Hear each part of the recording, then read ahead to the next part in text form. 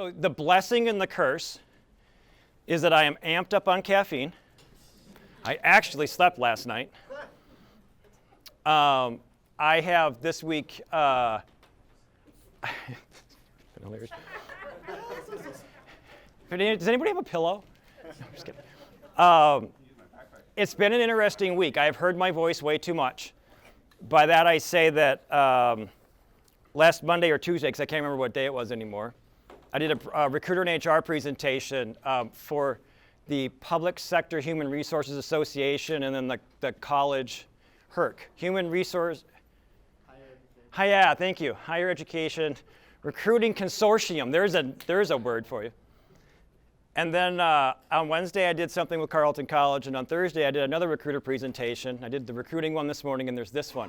I'm about as punchy as I've ever been in my career. So, please ask questions. I intentionally didn't go. What do you want to know? What, pardon me? Can you hire me? Pause on that one. But way kudos for being the one to ask. Yeah. What do you see in the tech sector at the moment for job hopping? Okay. That's a good start for me. So I'm going to, by the way, so my slide deck literally is like 5. I didn't do bullet points. I didn't want to.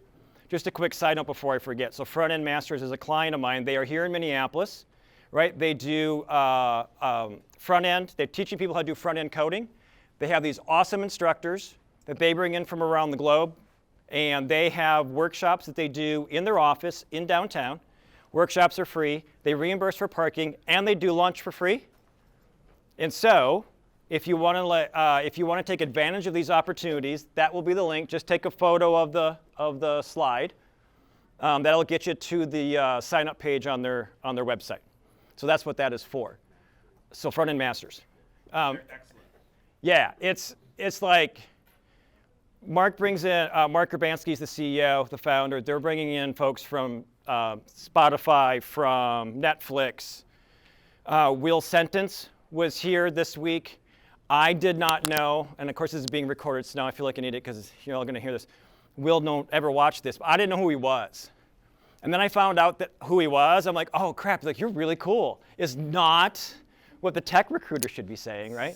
I should have known this. So that was quick what that is about. A couple of things I do want to talk about before I answer these 2 questions. The first one is everyone's asking questions about the economy. I'm going to give you my version of it. Understand that I believe that I have a PhD in economics from Bloomberg and CNBC. It's on mute most of the day, all day, right? And so I'm going to give you some opinions. Some of my opinions are based on my perspective. Some of them are based on politics, but not political. Okay?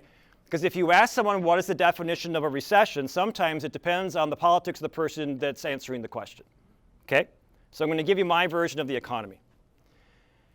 Prior to Silicon Valley Bank, prior to like the regional banking crisis that some people will talk about, I would have thought that we were going to have what we'll call a soft landing, meaning that we weren't going to go into a recession and that what we already had or were experiencing the last 6 months was going to continue. And that GDP would be about 0.5. This will get nerdy, but the reason why that matters is because it matters to CEOs and leadership teams when they think about hiring and growing teams and things like that. So now we're into the, are we going to have a minor recession?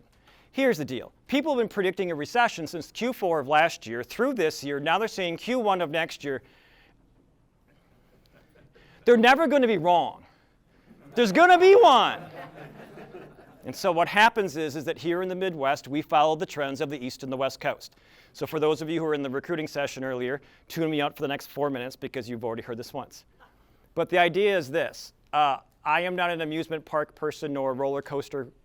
I'm going to hold your stuff. So I'm a great resource for my girlfriend and her kids because I'll hold the stuff while they go do the fun stuff. West Coast tech is a lot like this, right? You are at a place, it's loud, it's amazing, and you're going up the roller coaster as I assume it feels. And it starts to get a little quieter, the view gets a lot better, people look like ants, it's amazing. You get to the top and you start to go down and all you want to do is not freaking puke on the way down, is West Coast tech today, right?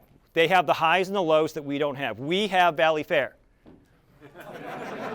See, I've nailed this one now. I know this is the one to use. Right? We go up, it's kind of high. It's not quite so fast coming down. We have a corkscrew or two. And it's very Midwest sensible, moderate, right? We don't promote ourselves as much, right? And so what happens is, though, is they cough and we get sick, right? It's that contagion thing. So what happens on the West Coast comes here because we assume that West Coast big tech knows everything and I'm going to swear, here it is. If I swear, when I swear, I'm sorry. We think they're so fucking smart that we follow whatever they do, right? And so if they're laying off people, well then hell, we should do it too because, well, because they're smarter than us. The problem with that, though, is that we actually make and build things that people consume, and we actually aren't trying to create the next, yes. Like, we're not trying to create an algorithm that we're hoping Google's going to acquire from us, right? We actually create stuff. And so what's happening in the Midwest in Minneapolis is that CEOs and leadership teams are scared and uncertain. And it's kind of like the thing with politicians, right? You don't say the R word because as soon as you say the R word, then you're in a recession. And that's sort of the funk that we're in. So for those of you wondering how long does this last for, I'm not going to make a prediction. And I'm not going to say, well, we're going to get out of this one day, because we will. But I'm not going to tell you that I know when, because I'd be a liar. So that for some of you, you're disappointed going, he sucks, I should leave now. But I don't have that answer. I don't know anybody who does. And if they do, they're a liar. Okay? So what's happening is that we've had some layoffs in town. I wouldn't call them, okay, I sound horrible saying this in my brain already. I was going to say they're not significant, which sucks, because now I just insulted somebody in the room because you have been laid off and you are significant. So can we, for the sake of the next few things I say, give me a little leeway with some wording on stuff? You're talking about a macro scale. Thank you. Yes. And I'm not concerned that we're going to have mass layoffs in town. I do think we're going to have this very moderate, we don't know what the heck we're going to do thing for another 6 months. I think it's going to take us through the summer before we figure out what the Fed's going to do with interest rates, before we figure out what the banking crisis will do. Will it moderate? Will that slow the economy enough so that we don't have to do worse things to create a recession? And so we don't know. So for those of you in the room, I'm going to start on the employed, experienced people first, okay? For those of you who are thinking, is this a good time to be doing a job search? I would start laying the foundation to be doing a job search later this year. I would start researching companies. I would start doing those Google alerts for this company and that CEO name. I would start doing it now. I would start reaching out to CTOs now. I would say, my name is Paul DeBettignies. I'm a senior software engineer. I do this, that, and the other thing. I'm really freaking cool. You should hire me one day. Not quite like that, of course. But I would say, are you now or will you be looking for someone like me in 2023? Right? I say this to be funny. It's easier to find a house when you have a house. It's easier to buy a car when you have a car. It's easier to get a boyfriend or a girlfriend when you have a boyfriend or a girlfriend. It's just true, right? You're not desperate. You're not like, right? So I would start doing that now. Because going back to my previous theory is if we have a soft landing, and if larger companies in particular, right, if they've gone from like 10 recruiters to 3, when this comes back, it's going to happen with some speed. And so while there are a lot of corporate recruiters on the market right now, particularly in tech, it's still going to take them 4 weeks to hire somebody and get them started. And it's still going to take them at least 8 weeks to get a senior DevOps engineer, source, recruit, hire, start date. So their senior DevOps engineer is now starting somewhere between the middle of July and August 1st. But they don't know that, right? They don't realize that there's a 8 to 12 week lag from the time they start looking to the time the person's actually going to start. So I say that because they don't know that they're already behind the curve. So if I am employed, a senior person in town, I am proactively doing that right now. Lay the foundation. And if worse comes to worse, that the market doesn't come back till after the first year of the year, you're just ahead of the curve, right? For the junior devs in the room, this is a different conundrum. I would start by saying on my LinkedIn profile or headline that while looking for a full-time role, I'm open to contract and project work. In most economies, and I think we're starting to see it here, and particularly in our town, Employers, we've already not hired for 6 months. We may not hire for another few months, but we've got a shit ton of work still to do. And so I would love to bring on a contractor or someone to do project work, because if the economy indeed doesn't come back, I can let you go. I don't have to worry about unemployment benefits. I don't have to worry about all of those things. The reason why I say it this way is that because I need you to get paid. I mean, you need you to get paid, but we need you to get paid, right? And so while looking for a full-time work and applying for 100 roles sucks, and if you're doing that every week, it sucks worse, right? And if you're doing it for months, it even sucks whatever more than that is. But if you could pick up 15, 20 hours a week, making 30, 40 bucks an hour, 20 bucks, I don't care. It's easy for me to have this opinion, though, because I'm not you. So I don't know your financial situation. I don't know where you're at with things. But if it were me, that's what I would do. And the reason why I say this is because during the summer of COVID, you didn't want to be me. Nobody in town needed a recruiting consultant to come in and tell them what to do when nobody was freaking hiring. But I was doing things I normally wouldn't do because I wanted to get paid. So I was focusing on career pages and job descriptions and doing small parts of what is normally the big pie that I do. Because I didn't care, right? I needed to have some income coming in. That's my first ramble. I don't have an answer to, can I get you hired? But I've got some tips that I want to give you, though. Don't be 55. Okay, so ageism is also going to be one of the things we're going to talk about. I hope. By the way, there's not a clock in here, is there? 3:03. Thank you. What time am I supposed to be done? 35. Okay. Somebody say something to me at like 3:25, okay? So I don't go off the rails. I already forgot what I was going to say. No. What was your question? Can I get you hired? Oh. My recruiter and HR friends in the room, because there are a few of them, right, are going to maybe get annoyed with me, but here's what I would be doing if I were you. If I'm doing a job search and I'm applying for a role, I am going to find a recruiter and HR person, a VP of engineering, a director of software, a CTO to follow up with. The idea is that if I have now applied for a role and I have uploaded my resume and then worse had to like do every stupid field along the way too, there's the awkward giggle we sometimes get, right? I don't want to wait for someone or an applicant tracking system to pick me or not. So I'm going to email somebody for two reasons. One is that I want to try to get ahead of the curve of everybody else who isn't, to be blunt. The second reason, though, is I need to build a network. Right? I think for the junior devs in the room, whether you're about to graduate from college or a boot camp or you have, the problem in our job searches is that we don't have a network. And so I assure you that every time someone says to me in my line of work, hey, Paul, we don't need you, I ask, great, when can I contact you again?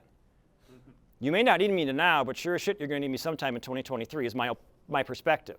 But I also have 20 years of rejection, and I kind of don't care. Right? Like, I would rather know that someone likes me or they don't, but the not knowing keeps me up at night. Or for those of you who are dating in the room, same scenario. Like, right? Like, you don't care if that person wants to see you again, but the not knowing, now you're creeping on Facebook, sliding into Instagram, right? I know, because I did this during COVID. By the way, a side note, you did not want to do online dating during COVID. Total shitstorm. But I'm going to follow up with someone, because here's the thing. I want you to take advantage of the Minnesota passive-aggressive Minnesota nice thing, which is this. If you say to someone, if you say to Dave Elliston at SPS Commerce,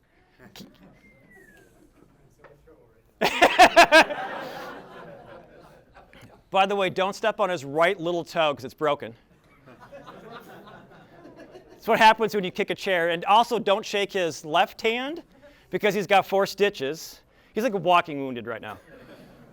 But if I submit my Dave, this is where I'm at.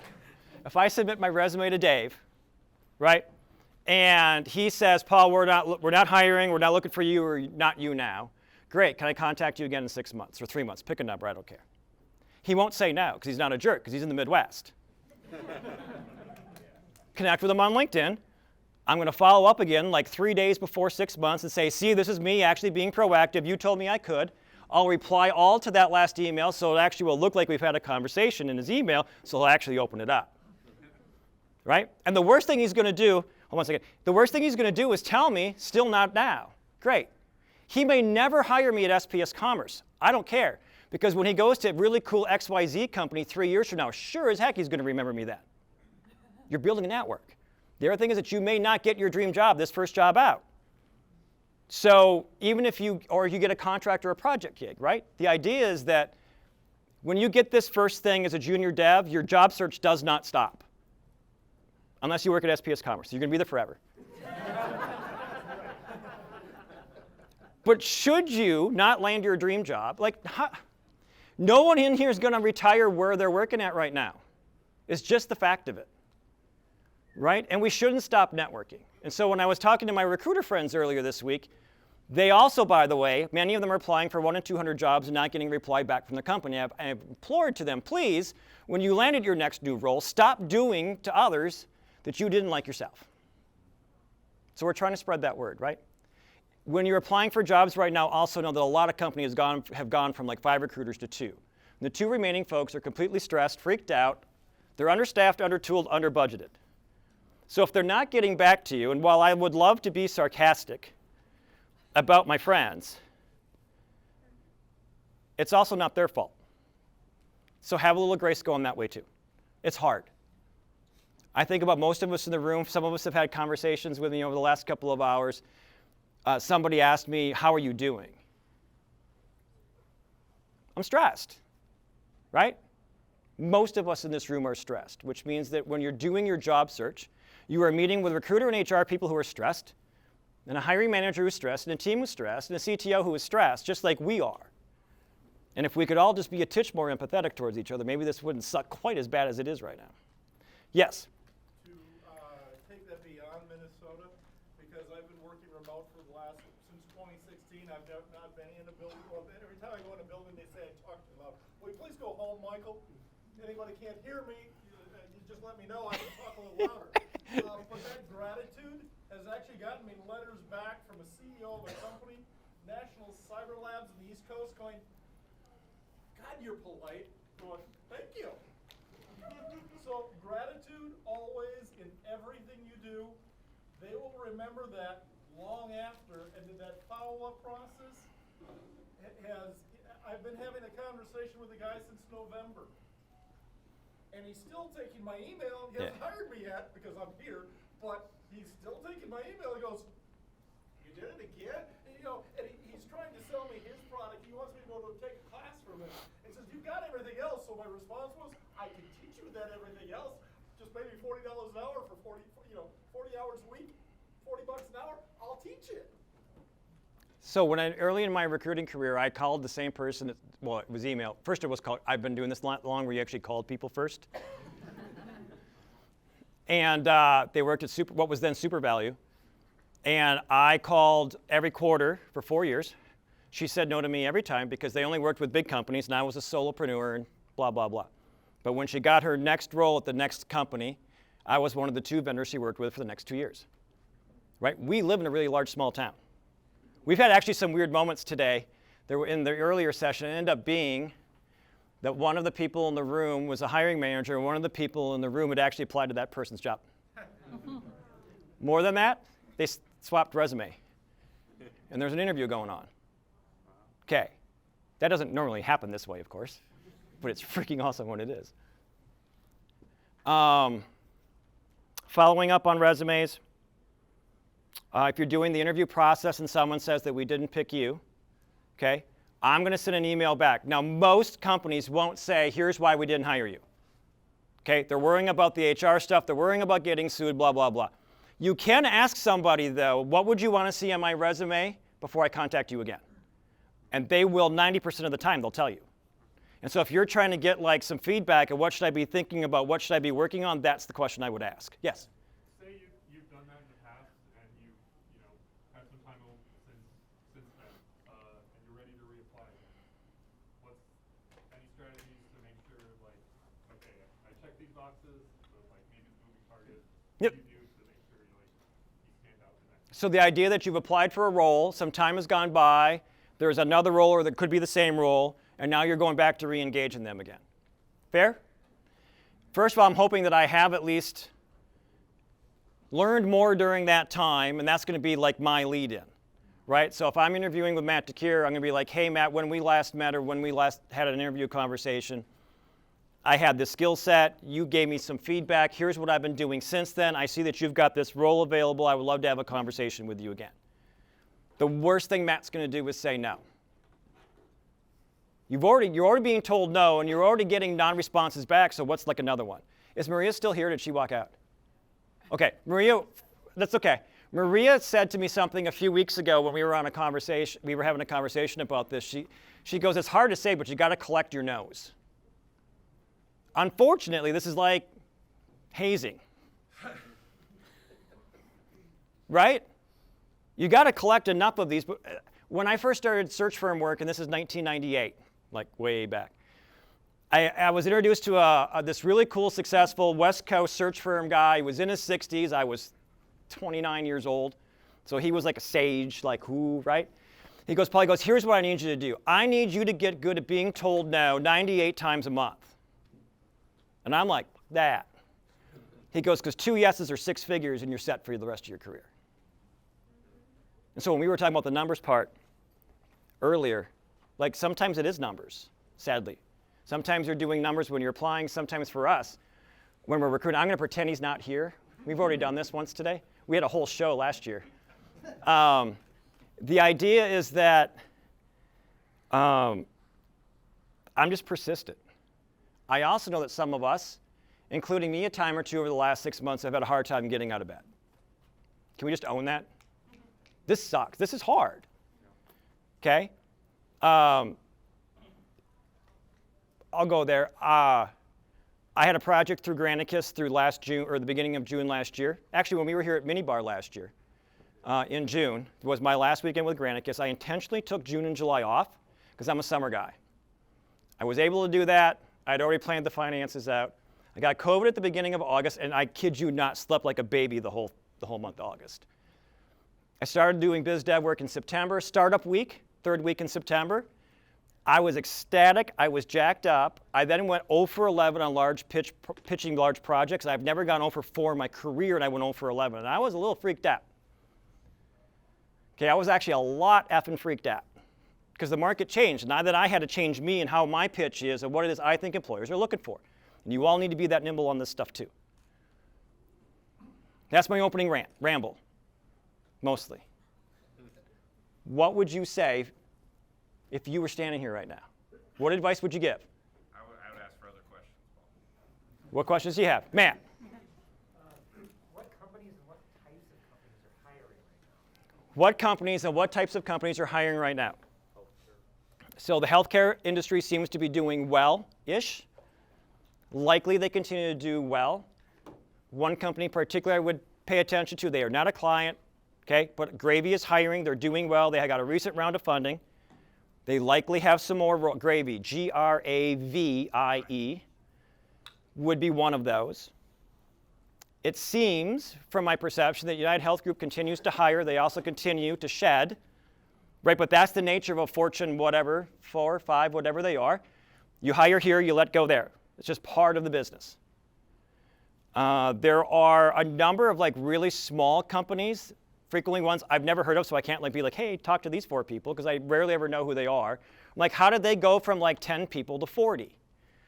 So if I'm you, I'm going to be looking at companies that have done a Series A round of funding sometime since, say, September. So a Series A, meaning they've already got a product, they've had an angel round of funding, they're still going. A Series A probably means now they've got cash flow and funding for a number of months, a year, could be 2. There's some stability in that. If you're looking at companies that have had like a Series C, yeah, that is a little bit weird, just so you know. We're like fast. You're good. That's okay. I'll keep doing this because I think that's what you were hoping for. Jiggle his mouth. Oh yeah, should I do the YMCA thing?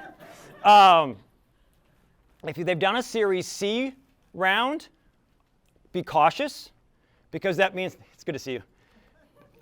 It's because, I'd be cautious because many of those companies raised a large round of funding, and now they're having a hard time doing a follow-up round of funding, right? They've gotten to a stage, so late stage investing has cooled off quite a bit right now.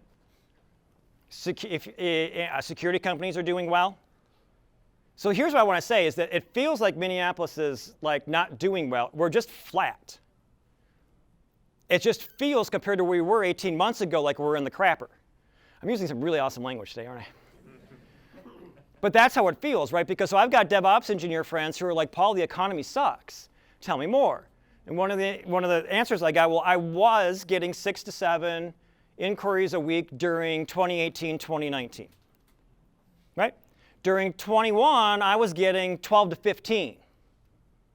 Well, how many are you getting now? Like 6 to 8. So it is where we were, but it feels horrific. And so one more ramble before I ask any more, if anybody's got more questions, is this. You are running your race, and I don't golf because I'm an insurance risk. I can't hit that ball off the tee or off the fairway to save anybody's life. I used to be good like within 120 yards in, okay? But you're playing your golf game. You are running your race at your speed, at whatever elevation, whether that's indoors or outdoors. You can't keep comparing yourself to how your neighbor is doing, how your cohort was doing from Prime or from the U of M. You can't worry about that stuff because you got to run your race. Stop. Stop fucking doom scrolling on LinkedIn. Stop it. The only news you're going to see right now on LinkedIn. Oh, and I have one. Please don't be offended if you've done this because you can still fix it. Don't do a post on LinkedIn. So for those of you who are employed in the room, if something were to happen to you, and I'm sorry about that ahead of time, do not post, I'm really blah, blah, blah about the role that I was eliminated from today from my blah, blah, blah company. I'm looking for a new job. No. What kind of a role are you looking for? What was the impact that you had? What were the metrics that came along with the role that you were doing? I see marketing people saying, I'm looking for a new role in marketing, and I'm like, yeah? What does that mean? By the way, my recruiter friends are the worst offenders at this. I'm looking for a new recruiter job. Okay. And I'm not trying to be sarcastic, and I'm not trying to be a jerk, but I'm imploring you to figure out what are the metrics of the things that you have done. For some of us, we're in roles where we don't have them yet. That's understandable. But if you have done something where you made downtime wasn't quite so long, you made something more efficient, you and your team created a thing that created extra revenue, has to be everywhere you are. It has to be in that cover letter you're writing, the resume that you're writing, your LinkedIn profile, please. I've also learned over the last couple of weeks, reaffirmed over the last couple of weeks that the worst people would, what the worst people? The people with the worst LinkedIn profiles, recruiter and HR people, marketing people. I would think they'd have the best ones. But all they do is list the titles and the companies they worked at from this year to this date. They don't say who did they hire, who did they work with, what was the makeup of their team. And some of these are the folks that are struggling. So think of it this way, when you're looking at your LinkedIn profile and your resume, be the candidate you would want to hire. Can we get away from how long should my resume be, please? It shouldn't be one sentence longer than it is to get someone to reply back to you. And you may have a 2-page resume if you're a boot camp grad because you might be in your late 20s, early 30s, and you've already had a life. For those of you who are boot camp grads, if you are not talking about how it is your previous life to going to a coding boot camp, it does impact who you are going to be. If you've done, what was the analogy? I've used this one a lot. There was a grad from Prime a number of years ago who worked downtown in a restaurant and told me that he thought he was entirely highly unemployable.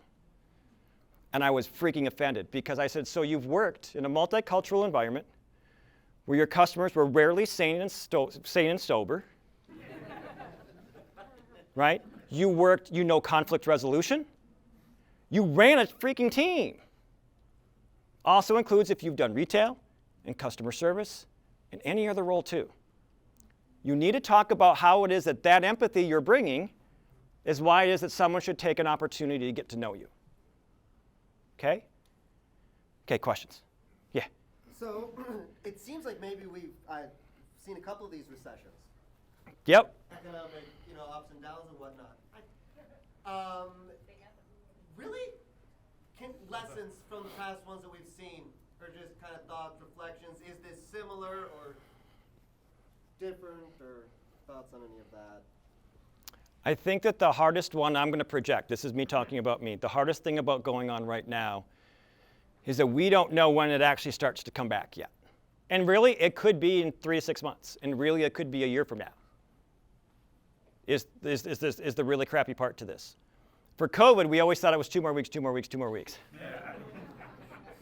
Some of us got desensitized to that, right? But there always was a thing like we weren't going to live like in caves forever, right? This one's a little bit harder. That's what's playing on my emotions. And so I've done it twice today, having conversations with friends. What is it that the local market needs more now because of a recession than it needed from me 6 months ago? And I would be doing that if I were you too. Find the things, and maybe you don't get a tech role at that first company. I'm sorry, I just need to get you paid. There is some financial stress that some of you all are facing. Okay, so even if you go to a tech company, now you're doing customer support, customer success, or you're doing a help desk or a QA job. Go get a job. Get yourself paid. Or if you can do side night, hustle, weekend work, go do that too. I don't want you to. I don't want you to have to. Okay? Yeah? Well, I just want to add a comment. Please. That healthcare. Hold on 1 second. Let me actually get you the microphone. No, I can make it below. You good? Yeah. Stand up. First of all, who are you? I'm Senthil. I'm at Health Partners. What do you do? I work for Virtual, which is maybe telehealth company from Health Partners. So I'm there from day one at Virtual. Thank you. Take it back. Long time. Yeah. So anyway, I was talking about healthcare tech is hiring like crazy. It's just not Health Partners. You can look at LinkedIn across. Yeah. Fintech is slowing down, but farm tech is also hiring. So if you look at Land O'Lakes or lots of similar companies like Land O'Lakes here. So tech is slowing down. Like what I mean by tech is Google's and Facebook's, Netflix, or even OpenAI was hiring crazy, but they're slowing down. And so don't look for tech jobs means it's tech. Go look at farm tech. Ed tech is going crazy. So upskill yourself is other topic that Paul just touched upon. Like so many on ed tech, like EDX to Coursera to Udemy, Frenton Masters. Mark is a great guy, local company. So just go upskill yourself and then add it to your LinkedIn profile. In fact, one of our first interview questions is like, what are the latest courses that you've looked at? I get 35 or What's 30. your Git repo? What do you 35 have? Things or like 30. that. I feel Minnesota has a lot of opportunity. And so to paraphrase for those that you can't hear, or then for the camera, because you told me to do this, right? The idea is that it can be ag tech, it can be health insurance. Like, the idea being that it's not just FANG groups, right? And like Best Buy will probably say Best Buy is not a tech company, but tech really runs Best Buy. The idea that we need to upskill ourselves, right? One of the questions that he asks and that I do too is that what have you learned? What have you been learning? What are you working on? Right? I think so often we think, like, I was in Alexandria a couple of weeks ago for a week. So Alexandria, for those of you who don't know, 2 hours northwest of Minnesota, or Minneapolis on 94. I need a nap so bad right now. 325, by the way. Thank you. And the idea was that up there, everywhere you go, there's a help wanted sign. There is no recession in central or western Minnesota. Now, there aren't hundreds of tech jobs up there, but there are manufacturing companies up there who have a few tech roles, right? I don't know if you can work remote. I don't know. I haven't asked. There's actually a really funny sign, as a quick side note, that's been up there since, if you drive up Sauk Center, on the other side, there's a kid. Remember, they put this up a year ago, right before the slowdown really started to happen. And essentially, it's a kid who looks with like thick black glasses. He's picking his nose. And the gist of their billboard is, there's a lot of jobs to pick from, pick wisely. Is the level in which we are now doing recruiting in other parts of the state and then outside of tech. Okay? Yeah. So, there's kind of this like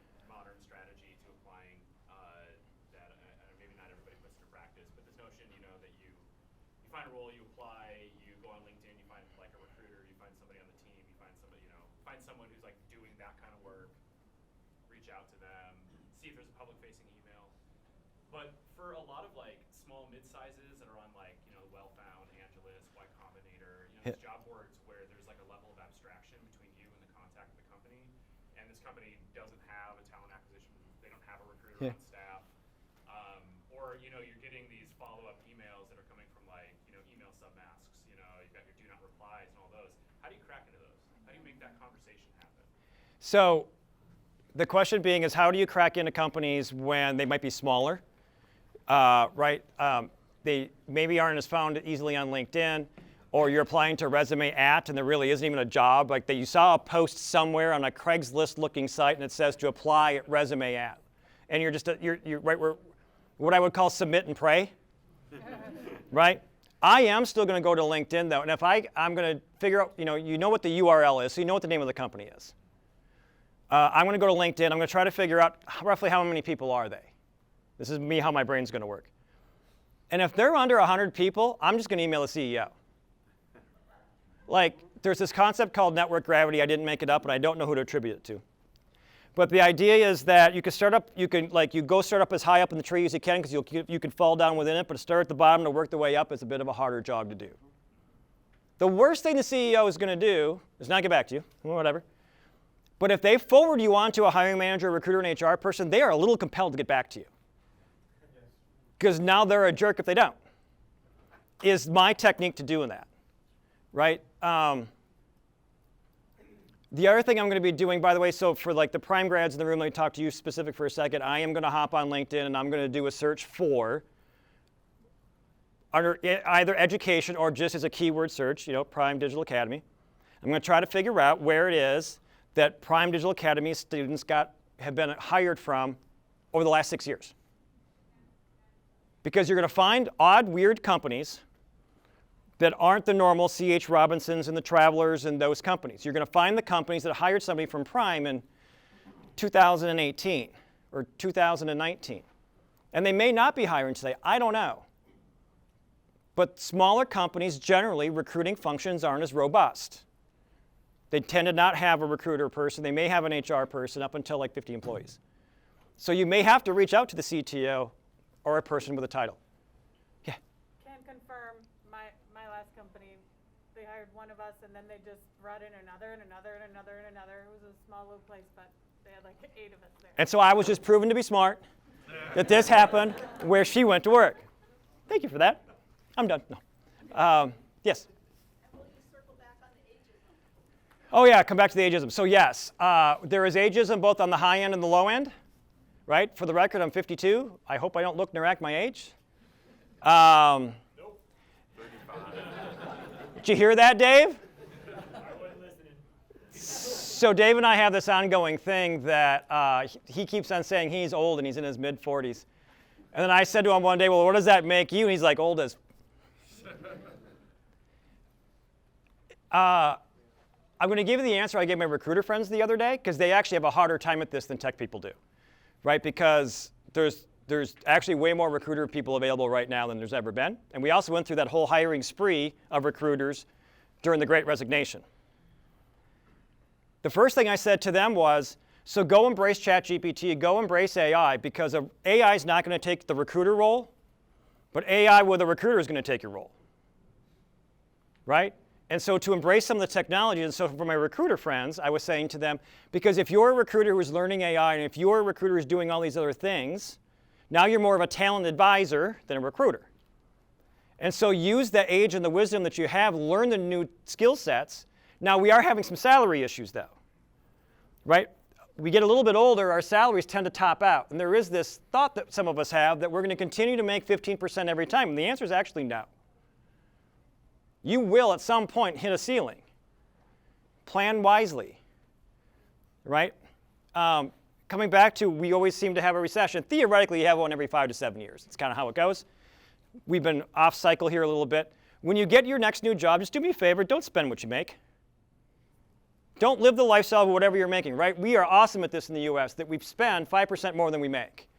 Stop doing this. Just stop doing it. And so but you will also carry with you experience that, no disrespect to the younger people in the room, you may carry some experience and wisdom that they don't have. And to be able to articulate why that matters, right? I always think in everything I do, how can I increase sales or cut cost? Every time I'm doing a role, I'm thinking about how do I benefit the bottom line? And so should you. Now, I grant that if you're a junior developer and you're right, I get that some of this stuff you may not have enough metrics to yet. But then at least take this as a lesson as you're going forward. Does that help a little? 32, by the way. Say again? It's 32 after. Thank you. I got a clock. I've got an alarm up here now. No, it just started. It just started a couple of minutes ago. One more question? Yes. So what if you're in the opposite end of the spectrum, right? So jack versus master. Jack of all trades versus master of one, right? So I've been everything from a software developer to leading a department of data management, right? When I look at my resume and my branding, should I just focus on one vertical, or is it good to have a swap of experiences? Do I have a look at my face like, how the heck am I going to answer that question? So the question being, what if you're a jack of all trades or a master of one? In his case, right, we've done a number of things in tech over the years. Do I say that Swiss Army knife will be a phrase that we could use, or should I just be really good at this one thing? I'm going to give you my answer. Yes. And it's going to be, there it is. But you don't know, because sometimes it's situational, right? For me, I haven't seen, the reason why I'm still self-employed is twofold. One, I think I suck working inside a company. I'm just not employable. I want to do things when, where, why, and how I want, which means, The second reason is I've never seen a job description for someone like me.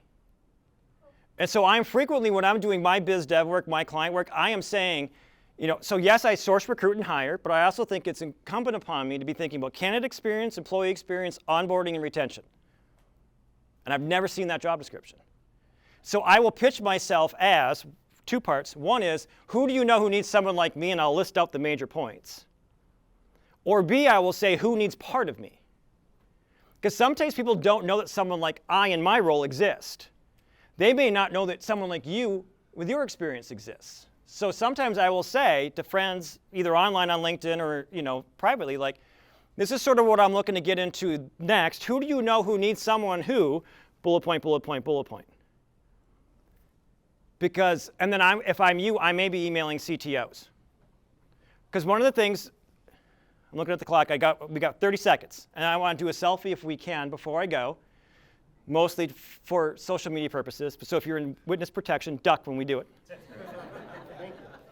But the idea is that employers don't, usually job descriptions were copy and pasted from Craigslist like 10 years ago. And they've been reformed and reformatted and reformatted. And again, going back to the idea that if I take a job description back in the day, which was like all of 4 years ago, print out the job description, go to the hiring manager and flip it over and say, tell me about the role. Everything they tell me is never on the front page. Is so often then how I pitch me, or I think we should be pitching ourselves, which is introducing ourselves to other people and saying, who do you know who has some of these characteristics? Who do you know who needs some of this? Because when you get to a stage or an age, we've done lots of things, and so often that job description is trying to get you to do one thing. As recruiters and HR people, we don't always know what's coming next, though. Right? Sometimes, like Dave, you probably know the rest of summer? Do you even know that far ahead right now? No. I don't know the rest of Q2. Okay. But a CTO or a director, a VP of some sort, will know roughly what the plan might be depending on the economic conditions. So reach out to them to say, do you now or will you need? Right? Because this idea is that we tend to be very reactive creatures. We pretty much know our day, our week, and our month. We're lucky if we get to the quarter. Okay? So that's why I want more human contact. I am going to be here the rest of the day. I do want to do this selfie thing, if I may, if nobody would be offended. And whoever needs to, that's okay. Just don't tag me. Oh, no, I'm not going to tag anybody. You can make faces if you like. Understand this. I get this stuff is hard, really. And so if there's a conversation you want to have later, send me a note. Just have a conversation, all right? Thank you all.